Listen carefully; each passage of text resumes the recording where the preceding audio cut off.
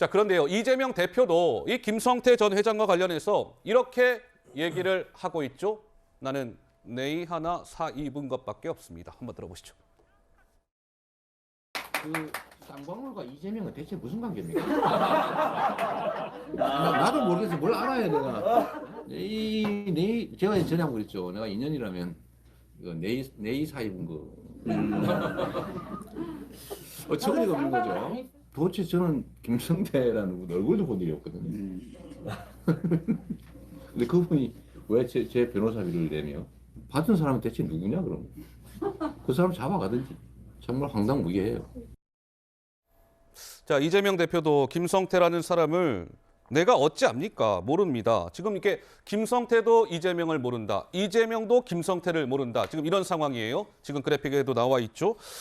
자, 이런 것과 관련해서 어제 한동훈 법무부 장관이 이거 조금 이상한 것 아닙니까? 라는 취지의 발언을 했습니다. 한 장관의 목소리입니다. 이어서 한번 들어보시죠. 김성태 전 회장 어제 인터뷰를 보면 이재명 대표도 모른다는 식으로 얘기를 했는데 해외에 도피한 중범죄자들이 못 견디고 귀국하기 직전에 자기 입장을 전할 언론사를 선택해서 일방적인 인터뷰를 하고 그리고 자기가 유리하게 보도되게 하고 그리고 관련자들에게 일종의 말맞추기 신호를 보내는 것은 과거에 자주 있었던 일입니다. 최근에 남욱 씨도 그랬고 최성원 씨도 그랬었죠. 그런데 그런다고 범죄 수사가 안 되지 않지 않았습니까? 이번에도 마찬가지일 겁니다. 장윤미 변호사님, 한동훈 장관은 일종의 말맞추기를 한 것 같다. 뭐 이런다고 수사 안 되지 않습니다. 남욱도 그랬고요. 뭐 최순실, 최서원도 그랬습니다. 한 장관의 주장은 이러한데 장 변호사는 어떻게 보세요? 사실 변호사비 대납의 실체가 어느 정도가 윤곽이 드러나느냐가 사실 핵심일 겁니다. 그런데 지금 기사를 보더라도 이른바 검찰발 기사라고 할 수 있겠죠. 대납의 형식을 전환사채 등이라고 하는데요. 네. 지금까지 보도를 된 것 보면 전환사채로 대신 지급을 했다. 그런데 그 부분과 관련해서도 검찰이 최근에 나 변호사비 대납받은 적 없다라는 그 이재명 대표를 불기소했던 불기소 이유서에 자금을 세탁한 흔적은 있다라고 하지만 그 실체에는 접근을 못했습니다. 네. 그리고 전환사채에 대해서는 수사가 난항을 겪으니까 현금 지급이라는 얘기도 나왔었습니다. 그리고 실제로 해당 변호사가 근무하는 법인에 20억 원의 현금 흐름이 잡히기도 했어요. 그런데 이것은 사실상 같은 법인에 근무했던 과거 검찰 라인에 있을 때 윤석열 사단위로 분류됐던 그 변호사 계좌로 M&A의 에스크로, 그러니까 예치금 형식으로 지급됐다는 게 또 밝혀지기도 했습니다. 예. 그러니까 그렇다면 그 대가 형식으로 사회이사직을 이 변호사들에게 맡기고서는 사실상 대납 형식으로 비용을 준 거다. 변호사비 대신에 쌍방울에서 사회이사 비용을 준 거다라고 이야기했지만 그 어느 것 하나 실체가 명료하지가 않습니다. 예. 그런데 말맞추기라고 이미 예단을 한 부분을 법무부 장관이 이야기하는 것은 상당히 정치적이라고밖에 볼 수 없을 것 같습니다. 그렇군요. 알겠습니다. 이 변호사비 대납, 글쎄요, 이제 쌍방울 그룹이 한 20억 정도 되는 이재명 대표가 2018년에 선거법 위반 그거 재판받을 때 변호사비를 20억 정도 쌍방울 김성태 전 회장이 이재명 당시 지사 측에 대납해 준 것 아니냐 이런 건데 글쎄요. 잘 모르겠습니다. 검찰이 차근차근 이제 수사를 통해서 밝혀낼 건 밝혀내고 하겠죠. 자, 김성태 전 회장 이런 얘기했습니다. 한번 보시죠. 이렇게 얘기했어요. 하루하루 내가 지옥같이 살았다. 김치 좀 먹고 생선 회 좀 먹었다고 해서 황제 도피라고들 한다. 모든 게 내 불찰이니 충실히 조사받고 소명하겠다.